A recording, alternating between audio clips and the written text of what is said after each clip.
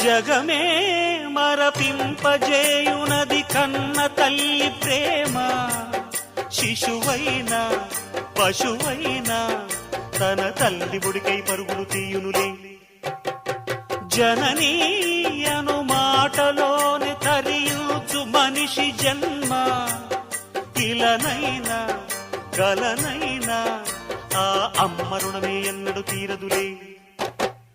ప్రాణం నా ధ్యానం మా అమ్మ కోసమని, ఉన్న బ్రతికున్న మా అమ్మే లోకమని.